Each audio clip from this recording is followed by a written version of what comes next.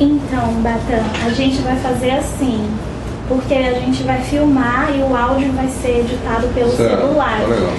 Aí eu vou te fazer a pergunta, vou esperar 30 segundos, vou bater uma palma, aí você começa a falar.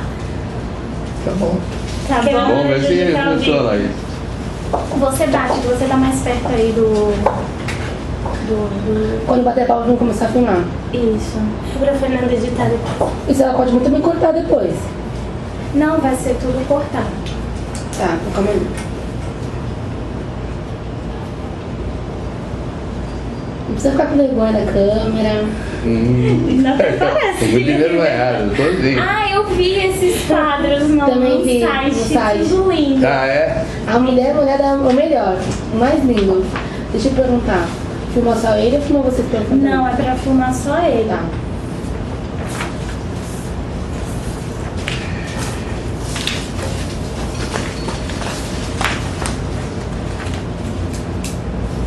Pode começar? Tô um pouco nervosa, não leve isso em consideração. Bom, Batan, boa tarde, meu nome é Débora, eu sou estudante da Unimonte de Publicidade e Propaganda. Eu estou e ela no segundo semestre, ela está no primeiro semestre, que ela entrou na turma da gente. E como eu já te expliquei, estamos fazendo um trabalho, que esse trabalho ele é direcionado para um blog, onde nós vamos contar a história a sua jornada da publicidade. E eu queria que você iniciasse falando voltando ao tempo, lá atrás, quando você era jovem, como que foi a sua... como que eu posso te perguntar? Como que foi a sua decisão, assim, vou estudar publicidade e propaganda, vou atuar nessa área? Quando que você descobriu esse dom para criação, para arte? Tá bom?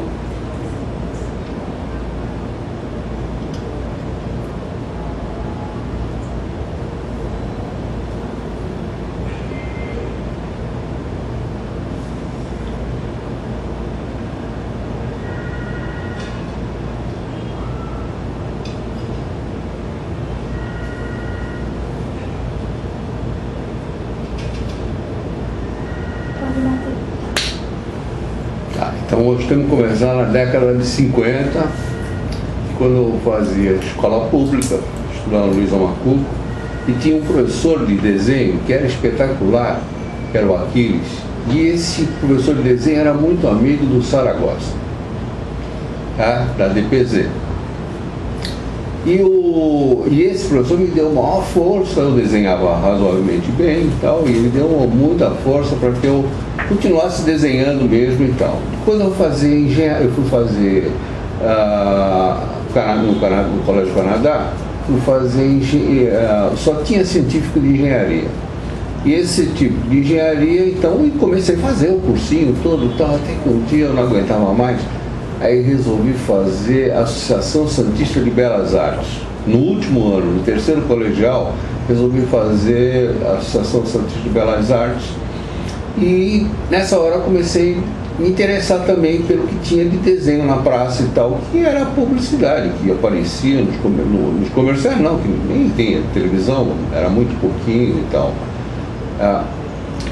E quando eu me formei em 64, esse professor, o Aquiles, que era do meu ginásio ainda, ele pegou e me deu uma apresentação para que eu fosse falar com o Saragossa em São Paulo. E eu procurei o Saragossa, eu sei que nos dois lugares que eu fui eu não consegui encontrar. E eu me inscrevi ao mesmo tempo na Escola Superior de Propaganda. Naquela época era a Escola de Propaganda de São Paulo, era na 7 de abril, 230. E eu comecei a fazer então a escola de propaganda, e no primeiro dia comecei a trabalhar na principal, uma das maiores agências de São Paulo, que era a Standard. Era um prédio de 11 andares na Praça Roosevelt. Foi lá que eu conheci o próprio Duailib, que era, depois, mais tarde, formou a DPZ junto com o Saragossa e com o Petit. onde eu conheci uma porção de gente que extremamente famosa hoje, eu conheci nessa agência aí na Estado. E eu trabalhei em São Paulo pelo menos por 3 anos, e depois foi o período onde teve uma crise tremenda em São Paulo, que ninguém tinha dinheiro nenhum, simplesmente as empresas de automóveis, as fábricas de automóveis pagavam com veículos mesmo, os veículos, a publicidade era paga em troca, era simplesmente em troca. Então a fábrica de automóveis dava um carro, foi quando todos fizeram as grandes frotas de rural, fizeram frotas de Fusquinha, de Gordini e assim por diante e tal. Todo mundo tinha que engolir realmente, então a situação estava muito ruim.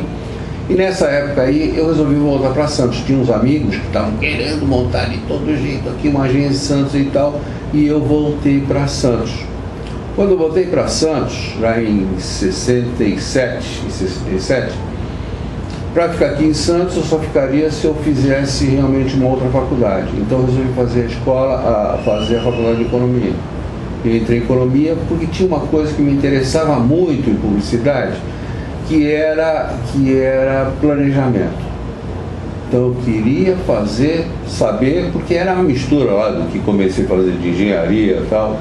Então apesar de sempre eu trabalhei com arte, e eu comecei com planejamento. E isso realmente marcou a minha vida daí para frente.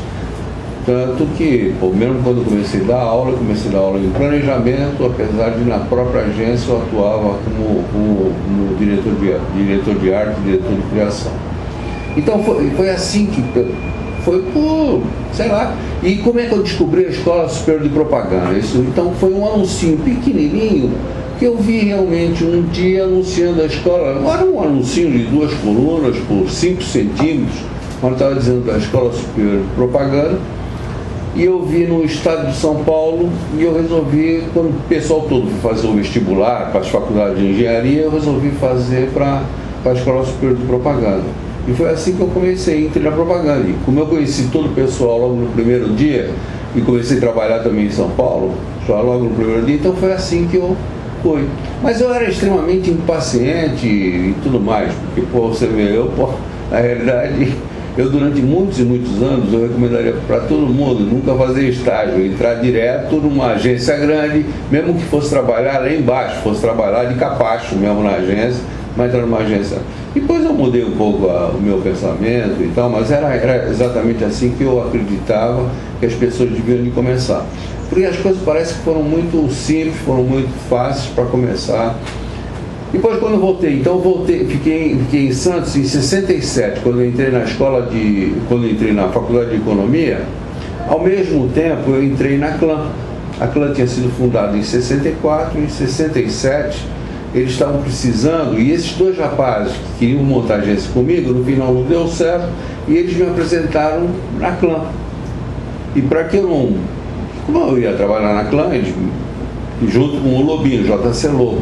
Então foi o JC Lobo e o Gilberto Amaral, que talvez foi o maior publicitário que teve realmente em Santos e tal. Ele era saído da Lince de São Paulo, ele era um cara extremamente competente ele era redator, e era um cara extremamente competente. E na direção de arte estava o JC Lobo, e eu fui trabalhar com eles lá. Eu entrei em 67, quando eu terminei a faculdade, em 70, eu voltei para São Paulo, voltei por algum tempo só, aí eles me fizeram uma proposta realmente irrecusável, eu voltei para trabalhar na Clã e fiquei na Clã até hoje. Porque logo depois, em 73, houve uma transformação na Clã e eu virei proprietário da Clã.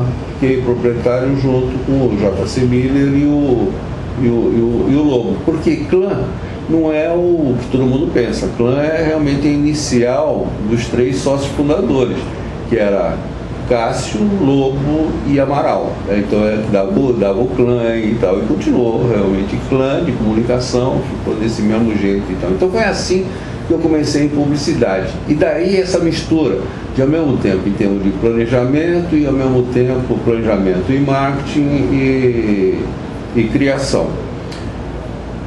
Eu comecei a dar aula na Faculdade de Comunicação. Na verdade, eu montei o curso de comunicação da Unisantos. Então, o curso de comunicação da Unisantos eu montei em 71. A Faculdade de Comunicação, ela realmente começou a funcionar no final de 70, no início de 71. Mas o curso mesmo de publicidade, ele surge realmente, a primeira turma inicia em 71. E eu tive que montar junto com o Arruda, que era um professor que era da Escola Superior de Propaganda e era principalmente da Associação Paulista de Propaganda, uma coisa assim, então, estou bem lembrado. Então, nós montamos o curso da faculdade da Unisantos. E lá eu sempre tive, porque era muito mais fácil achar gente para o setor de arte, e era muito mais difícil achar gente para planejamento e marketing, totalmente o oposto do que ocorre talvez hoje. Hoje é ao contrário, hoje talvez seja mais fácil achar gente de marketing e planejamento e mais difícil achar gente de criação. E foi assim que comecei. Então, e eu fiquei preso em Santos exatamente porque eu gostava de dar aula, então era extremamente, gostava mesmo naquela época, era extremamente, era delicioso realmente dar aula, então eu gostava de dar aula e eu estava extremamente bem na CLAN, então fiquei por aqui mesmo depois de formado em economia, tive oportunidade realmente em economia, quando me formei em economia, eu fui convidado para trabalhar na Secretaria do Planejamento de São Paulo, do governo de São Paulo. E foi exatamente o período em que eu tinha voltado para a CLAN, então não quis sair mais e realmente não fui. Convidado pelo próprio Rubio Zanamini, que era o secretário do Planejamento de São Paulo. Então foi um desses raros casos de que tudo aconteceu para mim, aquele negócio de assim, olha, não deixa o cavalo passar selado na tua frente, monta. Para mim passou selado diversas vezes, eu nunca aproveitei, nunca sentei, nunca fui e tal. Só para vocês terem uma ideia, no primeiro dia de aula na Escola de Propaganda, em 64, eu fui convidado por um rapaz que depois se tornou o Papa do Super 8 em São Paulo, que era o Abrão Berman. Ele trabalhava na 7 Dias na TV, e ele me convidou no primeiro dia de aula para fazer um filme junto com a Anissete Bruno e o Paulo Goulart. No primeiro dia de aula. E eu, pelo meu bairrismo, pelo meu praianismo danado, que eu não deixava de frequentar Santos no final de semana por nada nesse mundo, tá? Então eu simplesmente não fui, como não fui em diversas outras oportunidades, não fui lendo esse negócio aí. E como artista plástico, como que surgiu essa sua paixão, esse seu amor pela pintura? Como que começou? Quando que você começou a ter essa paixão pela arte? Não, isso daí foi quando eu entrei na Associação Santista de Belas Artes. Durante algum tempo eu estudei lá com Bastos, com outros professores e tal. E foi aí que eu comecei Mas eu nunca peguei firme para desenvolver e tal. E eu fui extremamente influenciado pelo jeito de pintar na publicidade mesmo. Naquela época tinha uns artistas espetaculares, tipo Noguchi, uns caras que faziam umas artes espetaculares. O Getúlio Delfim, com quem eu fui para o Rio de Janeiro com ele. O Getúlio Delfim era um dos maiores desenhistas, amicíssimo do Ziraldo. Nessa época eu conheci o Ziraldo, conheci todo aquele pessoal do Rio de Janeiro, que era de história em quadrinhos e tal, e eles tinham uma pintura que até hoje me marca violentamente. Eu gosto muito e ainda, então foi mais ou menos assim. Mas nunca peguei firme para desenvolver em termos de artes plásticas.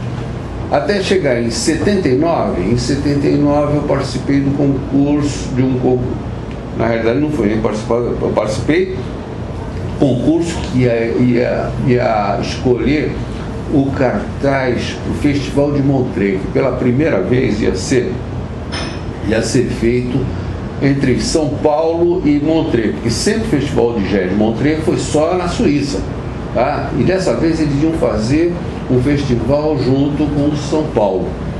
E eu peguei, nós fizemos na agência, fizemos um cartaz, que é esse que está aqui do lado aí, depois vocês podem ver aí, e não ganhou nada em São Paulo, porque aqui estava uma mania de cartaz lettering, só tipo de letra, e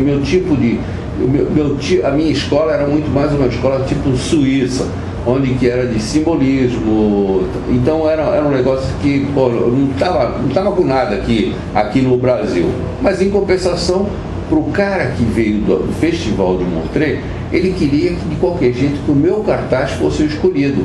E como não foi escolhido, ele levou o cartaz para a Suíça e no ano seguinte, através da VEA, ele pediu autorização para que ele utilizasse o cartaz lá em Montreux. Então o cartaz de 79, que é quando fez um sucesso tremendo, Elis Regina, o Hermeto Pascoal e tal, o cartaz do Festival de Montreux é meu.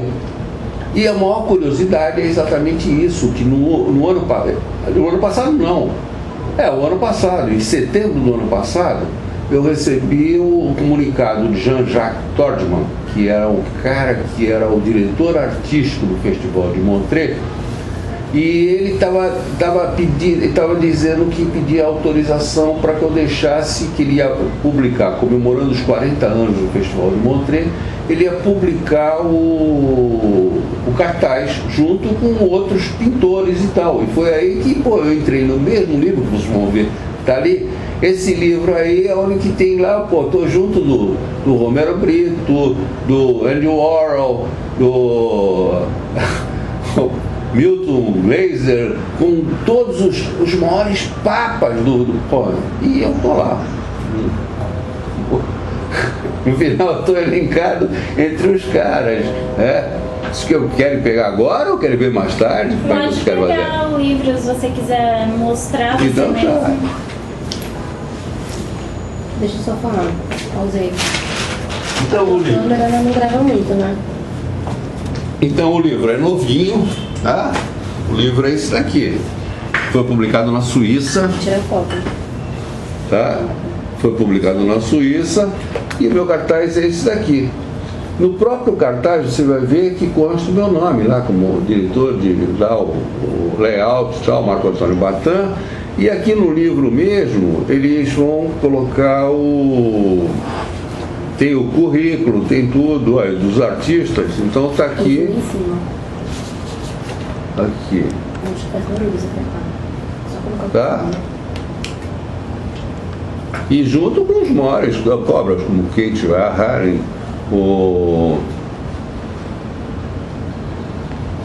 Então hoje o Romero Brito ele tem 2 cartazes, ele fez 2 cartazes depois do meu, então. Em 86 quem fez foi o Andy Warhol. Então realmente, esse livro aqui é mas isso aqui só me deu maior satisfação nos 2 casos. Porque primeiro participei do festival convidado pelo cara que era representante do festival e tal, que era o diretor lá do festival. E depois, quando eles resolveram fazer o livro homenageando os 40 anos do festival, que novamente me incluíram realmente com o cartaz. E eu acredito que o meu cartaz realmente ainda continua, é de 79, continua fazendo bonito até hoje. Então foi assim. Fora isso daí, então ainda teve outras oportunidades. Uma outra oportunidade foi do Rotary. No Rotary tem o Silo do Porto. Eles resolveram fazer um painel monstro lá de 150 metros, que até hoje está lá ainda, esse painel, no Porto mesmo, aquele silo. E tem uma parede incrível lá, e eles resolveram fazer um painel de 150 metros e cederam para o Rotary, e eu fiz o painel do Rotary, o layout lá para o painel do Rotary, e nós ganhamos o prêmio internacional de imagem pública do Rotary. Esse daí foi em 2009, e voltamos a fazer em 2010, assim por diante e tal. Então ainda tem um painel nosso lá.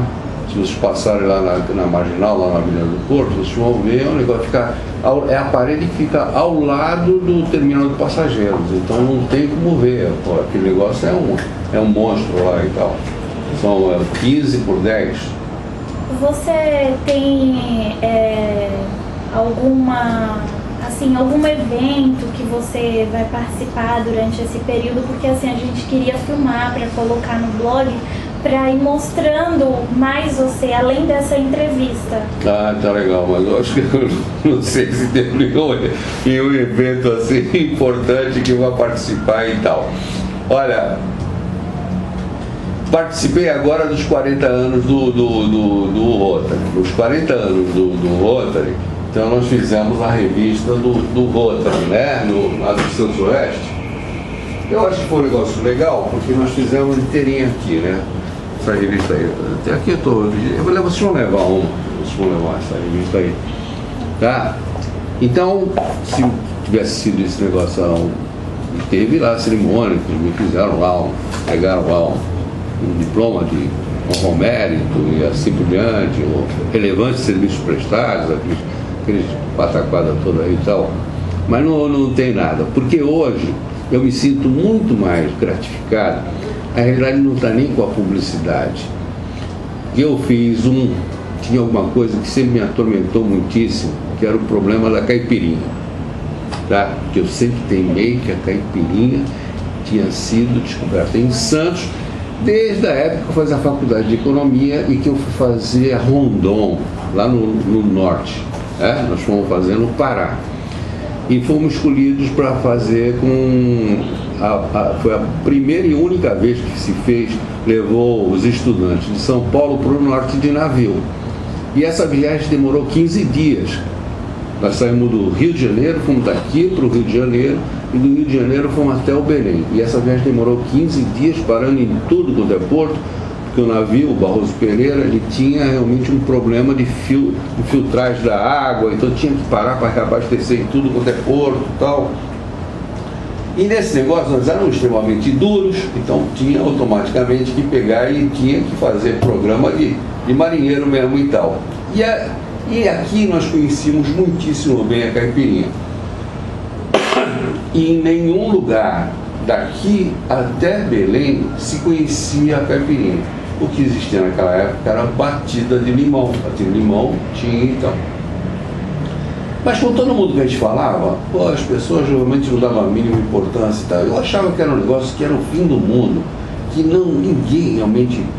Até que eu resolvi pegar e começar a investigar o negócio e fiz um livreto que foi patrocinado pela Fundação Arquivo Memória. Eu já fiz diversas palestras a respeito disso daí, e que vocês também vão ficar com alguns exemplares aí, tá? Isso aí pode dar, né? Tem outro.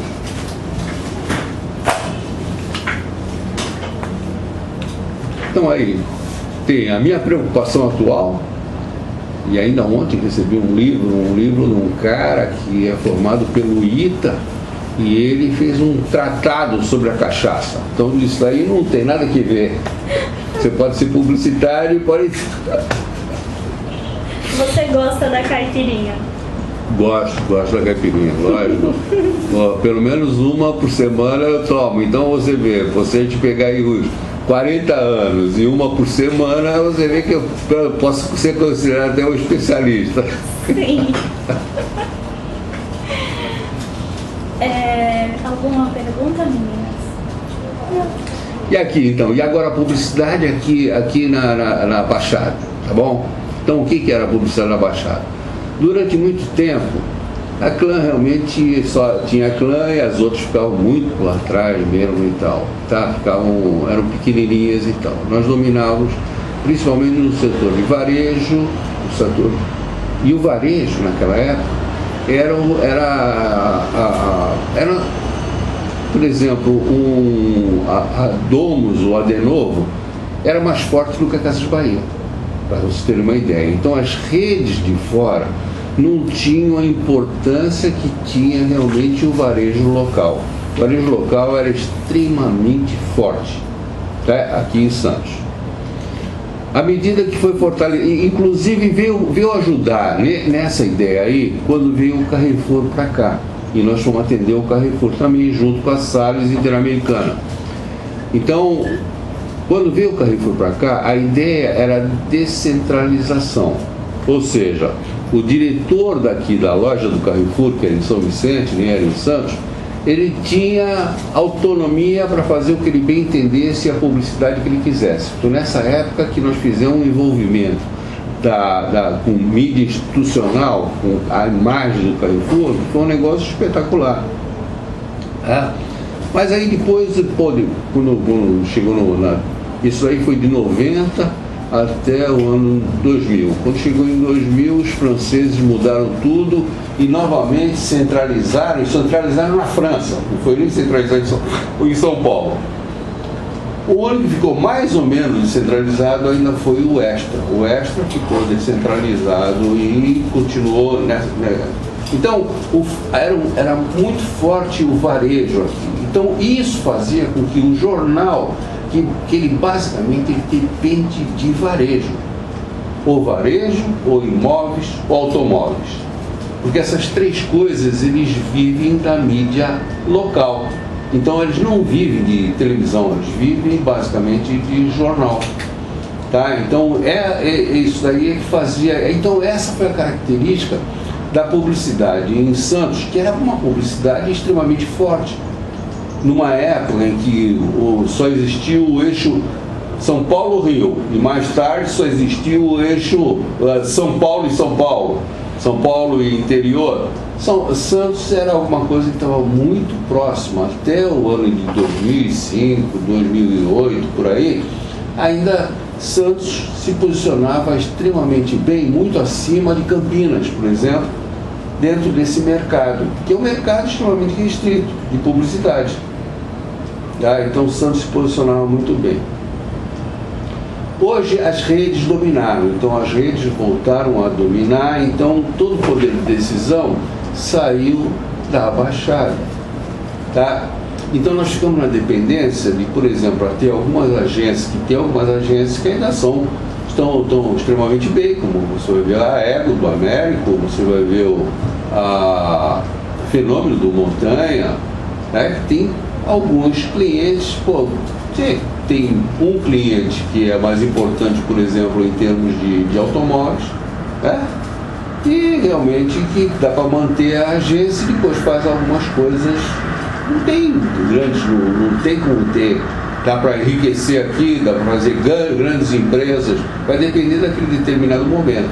Um determinado momento onde tem muita construção, como foi agora, esse período aí, que agora a tendência é só diminuir o número de construções, então automaticamente essa agência que está com aqueles clientes, ele vai desenvolver. Então nós pegamos um período extremamente bom de varejo, onde o maior cliente que tinha aqui na Baixada era realmente o Carrefour.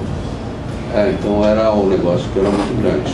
E você, com toda a sua bagagem, experiência, queria que você desse um conselho para os jovens que estão ingressando nessa área de publicidade, propaganda, publicidade marketing. Eu, sinceramente, o meu conselho hoje era o mesmo conselho que eu dava, por exemplo, naquela época com meus alunos.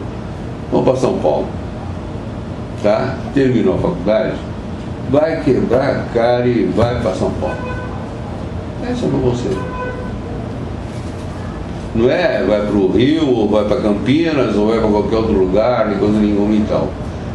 Meu conselho não é que vocês abram a agência de vocês aqui. Se quiserem, abram a agência de vocês, por exemplo, em São Paulo. Mas vão para São Paulo, vão desenvolver. Esse é o meu conselho para vocês. Tá? Procurem onde tenha a possibilidade de um mercado. Aqui vocês vão estar extremamente limitados. Já houve época em que daria para crescer, dava para fazer alguma coisa e tal. Hoje não dá. Porque inclusive até os próprios órgãos que deveriam estar protegendo os pequenos, os médios, tipo o SEMP, por exemplo, ele é o primeiro realmente a fazer tudo que só para proteger os grandes anunciantes, tá? E as grandes agências que eles vão fazer tudo que você não pode fazer, eles podem fazer de errado. Tá? Em um período extremamente ruim, onde que eu tenho uma vergonha danada de ter dois publicitários, uma coisa que tem de pior na face da terra, Só tem pior do que político, dois publicitários que marcaram realmente a publicidade no Brasil, que é o Duda Mendonça e o Marcos Valério, que é uma vergonha realmente para nós. Tá? Eu sempre defendi violentamente a publicidade, mas os dois conseguiram fazer com que a publicidade fosse encarada. E o pior é que a maior parte dos anunciantes ainda é assim.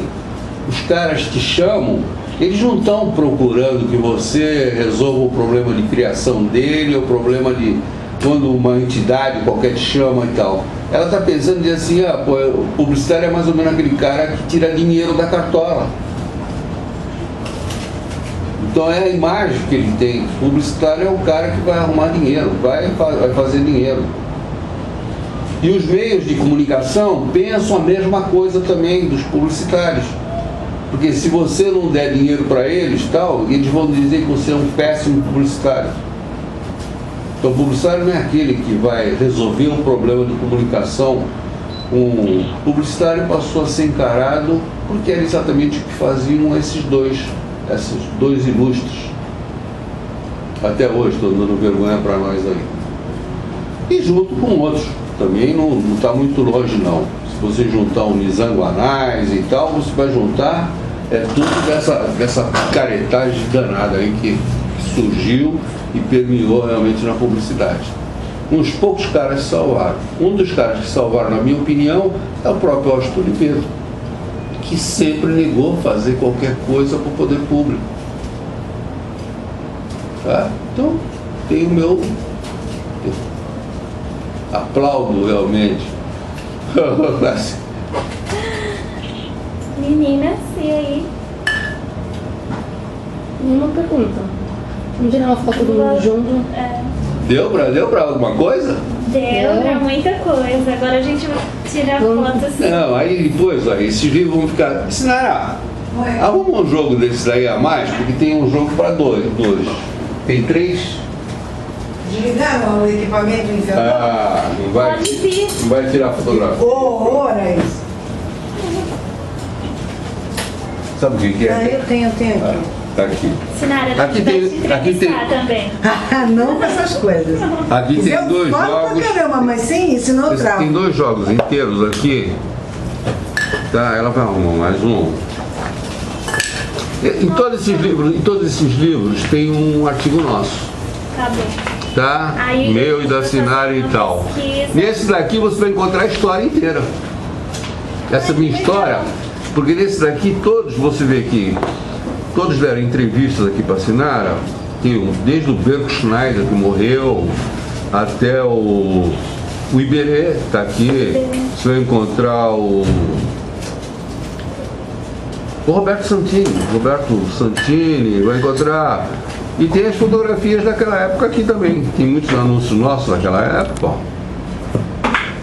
Nossa, é o livro da Sinara. Esse livro é o livro da Sinara, que tem o... E tem a fotografia de todo esse pessoal aí dessa